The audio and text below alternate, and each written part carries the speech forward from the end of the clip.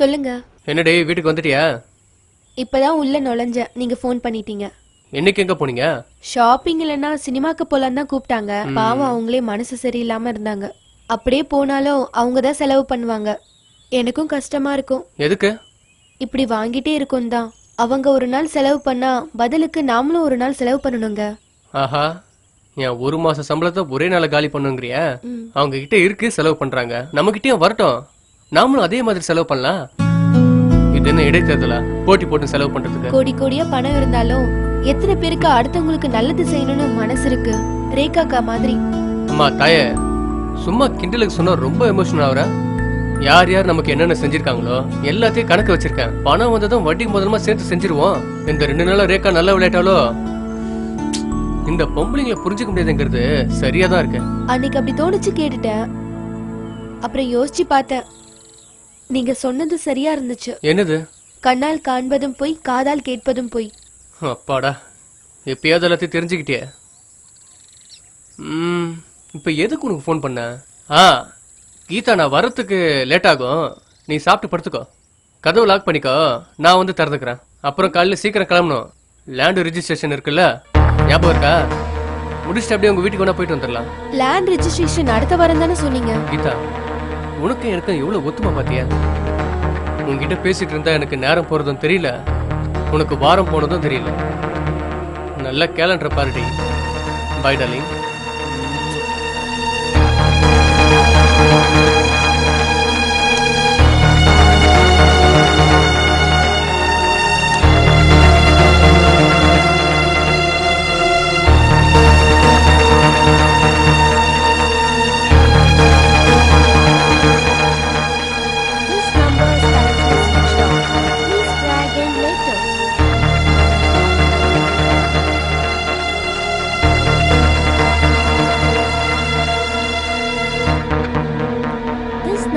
Currently switched off.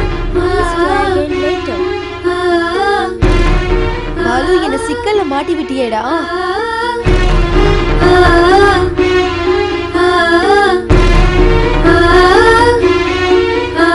சொல்லுங்கடா, நல்லா இருக்கியா? நல்லா இருக்குமா. எப்போ ஊருக்கு வரீங்க? ஏதாவது விசேஷம்டா? இருந்தா சொல்ல மாட்டேனா?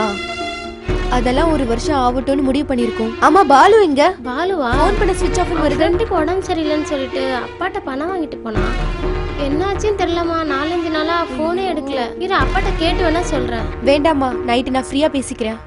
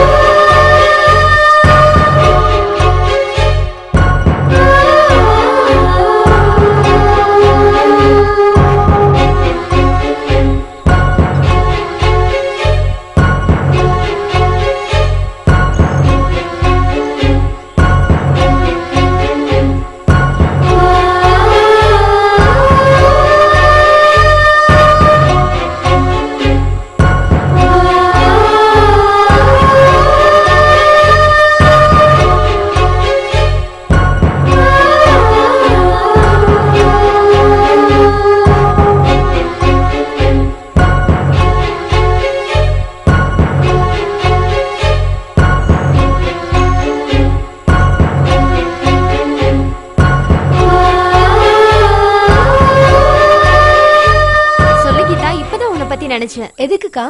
எனக்கு ஆறுதல் வேணும்னு ஒன்னு நிம்மதி இல்லாம பண்ணிட்டோமேனுதான். அப்படிலாம் ஒண்ணு இல்லக்கா. சாரி கீதா, உன்னை வெறுங்கையோட அனுப்பிட்டோமேனு ரொம்ப கஷ்டமா இருக்கு. நாளைக்கு வெளியில போலாமா? என்ன கீதா, என்னாச்சு? பதிலே இல்ல. அக்கா, எனக்கு ஒரு உதவி பண்ணுவீங்களா? என்ன உதவி கிதவின்னுட்டு? என்ன வேணும்னு சொல்லு. அக்கா, நீங்க வீட்ல தானே இருக்கீங்க, நான் நேர்ல வந்து பாக்குறேன். ஓகே.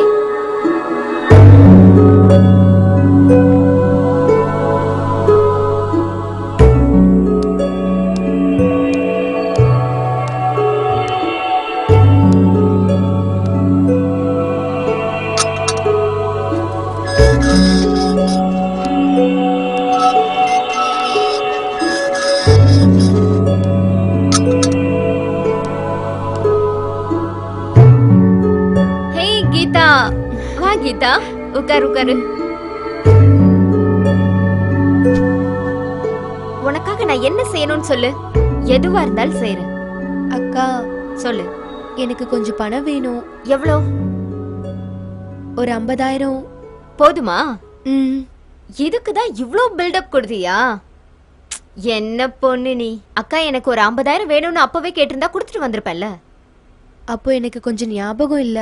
ஓ ஒரு இடம் வாங்கணும்னு போன வாரம் என்கிட்ட 6 லட்ச ரூபாய் கொடுத்திருந்தாரு. குறுக்க வந்து என் தம்பி ரொம்ப அவசரம் 50,000 கேட்டான். 2 நாள்ல திருப்பி கொடுத்துறேன்னு சொன்னான். நாள் போனதே தெரியல. அவன் தந்த உடனே திருப்பி கொடுத்துறேன். சோ இந்த விஷயம் குமார் அண்ணாவுக்கு தெரியாது. ஆமாக்கா. சொல்லிட வேண்டியதானே கீதா. இந்த 50,000 1 லேக்லாம் அண்ணன் ஈஸியா மேனேஜ் பண்ணுவாரு. சொல்லிடலாம்.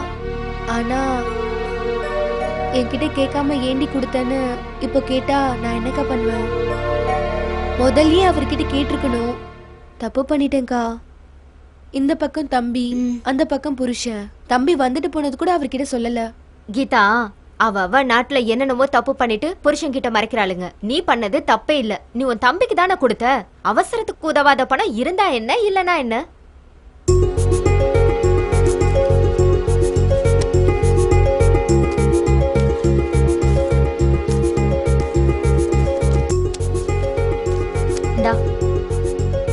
இந்த பணத்தை அது கூட சேர்த்து வச்சிரு.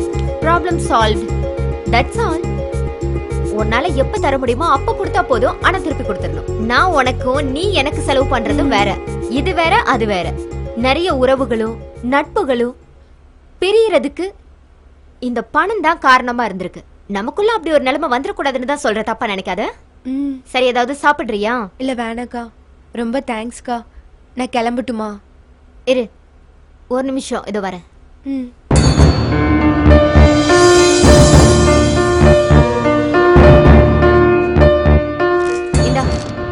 படிச்சு பாரு. பணம் வாங்கினதுக்கு அத்தாச்சு அவ்வளவுதானே? ஆமா.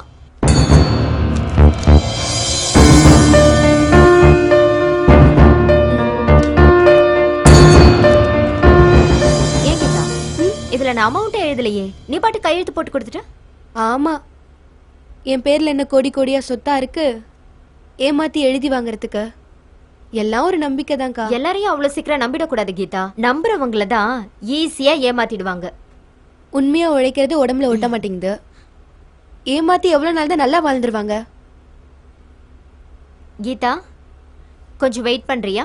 டிரைவர் வந்ததுக்கு அப்புறம் உன்னை டிராப் பண்ண சொல்றேன். வேண்டாங்க்கா, நானே போய்க்கிறேன். தேங்க்ஸ்க்கா. இந்த விஷயம் நம்மள தவிர வேற யாருக்கும் தெரியாது. போயிட்டு வா.